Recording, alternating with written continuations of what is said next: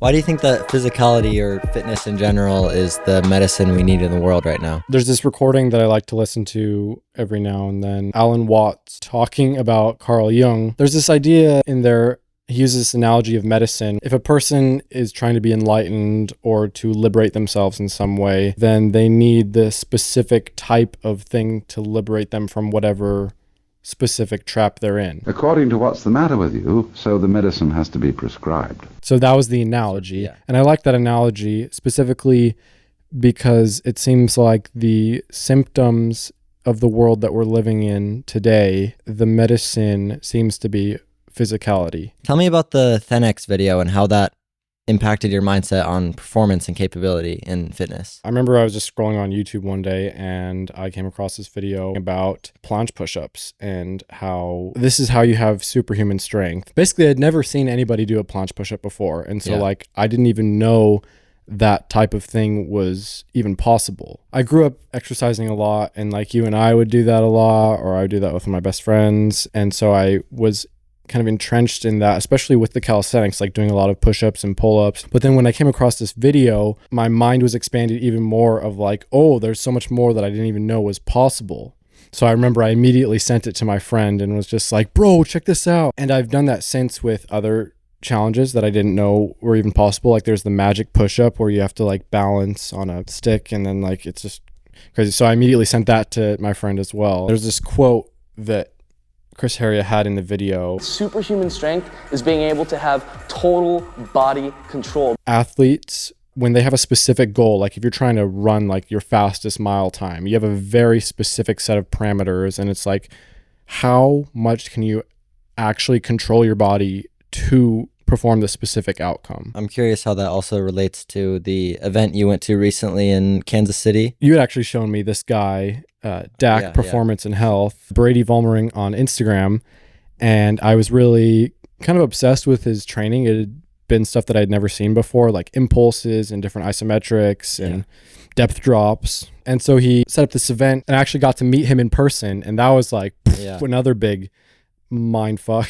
And so meeting him was kind of another development in that sphere of like performance and capability. A lot of his methodology has to do with training so intensely for your sport that when you actually step up to the plate for your sport, like baseball, the sport feels like the easy thing. Yeah, that's something that I also remember coaches talking about as far as running. The race is almost the easy part or the reward because you're busting your ass in training. Bringing it back to that quote from Chris Heria about total body control, big part of Brady's philosophy also is this idea of spirit and being able to essentially use all the different aspects of yourself. There's this acronym PIPES, which is physiology, intellect, psychology, emotion, spirit. So basically these are all different aspects of yourself that you can use and show up in your training to perform really well and like have control over these different aspects of yourself. One of the ways that he does this, I mean, all of the training is kind of geared towards that, but isometrics are a big part of that. Just being able to hold completely still and have complete control over your body to put it in positions and be precise with how you use your body. Each of these aspects of yourself can be actively used.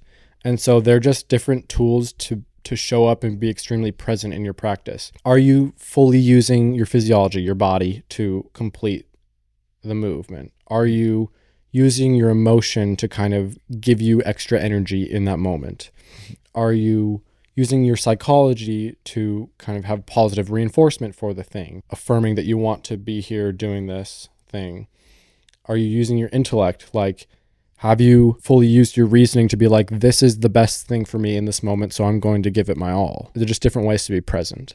Performance can show up in a bunch of different ways. Just plainly seeing what you are capable of, like that total body control, trying to run your fastest mile time, that type of thing. But it can also be like, I guess also capability, but in the context of competition. It's kind of interesting seeing both of us sort of grow up side by side, and me almost never really doing a lot of sports stuff, like just dipping my toe in every now and then, but like pursuing these sort of more niche, esoteric, whatever, fitness things. But then you actually, like I was thinking about it the other day, you've had experience in many different sports. Soccer when you were really young, and then also baseball, and then also flag football and tackle football, right? Yeah. And then running, and now you're doing basketball related coaching. Yeah. What have you learned from competition that kind of expanded the way that you think about your own approach to physicality and your relationship with your body and in the world? Yeah. I would consider myself like born competitive. And so that's often like what will draw me into sports or a certain sport or certain activities.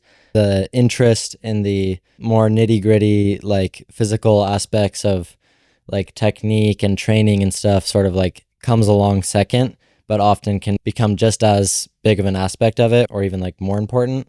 Competition is definitely a great motivator to push yourself, but there's definitely a point where you reach a limit to how far you can push yourself just by being competitive versus having some type of internal motivation, really caring about your own result rather than only topping another competitor. Everybody can be competitive on game day or meet day or whatever, but you have to have some internal motivation in order to like push yourself when you're not directly competing with others during training. The competition almost is like an easier motivator, and so you get a taste of what that feels like in the competitive arena, and then you sort of have to create that for yourself on your own, and just like draw on the thoughts and emotions of the competition day during your more boring or regular practice day. and I imagine it would be a lot harder to sort of learn that lesson if you didn't actually just compete. If you were just trying to like push yourself really hard on your own sort of thing. And I bet for some people it ends up being the other way around. They have a lot of internal motivation to like improve themselves, but they're not necessarily the most competitive and they need to develop that aspect of them. There's probably a lot of people that could use more competition, like healthy competition in a way that like makes them less scared of confrontation and especially in the physical sense. Like I think that's part of it too. Like we're so shielded in our own physicality. We don't give ourselves permission to express ourselves fully and like actually fully put full intent into something. Yeah. And so when you're in sports in that competition, it's a good place to actually learn how to do that. I remember you had a huge Ido Portal phase and I was pretty interested in his stuff as well. Tell me about how watching the Just Move documentary changed your perspective on fitness. Yeah, so that was a big eye-opener and like just completely shifted how I thought about fitness. Yeah. If we're talking about like, you know, that first ThenX video, that was just like one kind of aspect of like, I didn't know that you could do this specific thing. With Ido, he kind of changed the way I thought about it in terms of there's so much more to fitness than just like exercising. There's like movement, all these different disciplines that you can combine and use in different ways to just become an extraordinary mover. And then also his like idea of sort of shifting the culture in that way. I was just like, I want to just do this all the time now. And a big part of his philosophy is moving for its own sake. It can be kind of like meditation in that way. He seems very reluctant to sort of attach a purpose to the movement. And I think the title of the documentary captures that pretty well. Yeah. Just move. It's not like move so that you can do this or whatever. It's just like just move. Yeah. And then like once you drop into that and it's another thing of like being really present in it, then it's like that's all there is. Just move. Just move. He likened the practice at one point to Sisyphus, like just pushing the rock up the hill. And it's just like, this is just what you do. It's kind of the chop wood, carry water. And he has talked a lot about play and like enjoying it and having that playful aspect in a lot of his movement. But the focus doesn't seem to be as much about having fun or even like, I remember he was saying that success isn't the best orientation. He said like fearlessness is better, just being there in the moment and confronting the moment. He's also quite the character. By the time it's fucked up, now you want it back. Life does this to you.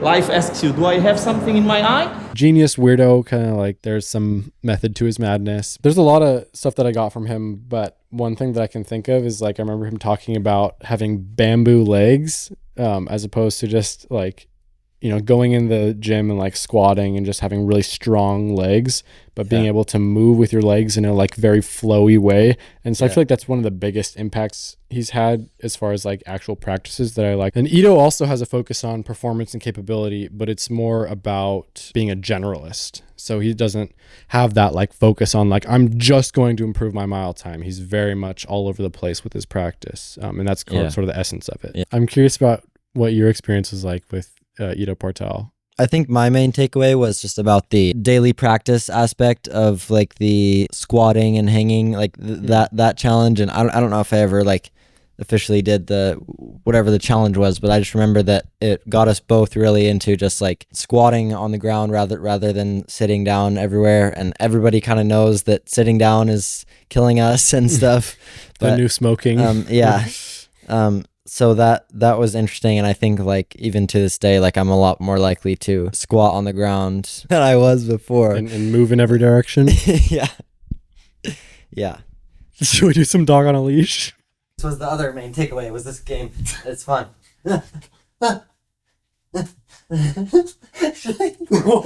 Actually owning you a little bit. Tell me about Tim Shieff. So the first time I came into contact with Tim Shieff was I was watching this London Real episode with Kelly Starret. Tim Shieff was one of the side guests on the podcast. And I remember him talking about these little parkour playground things and how giving kids like a bar and a wall and like letting them use their creativity. I just felt really inspired by his emphasis on play and creativity and encouraging that.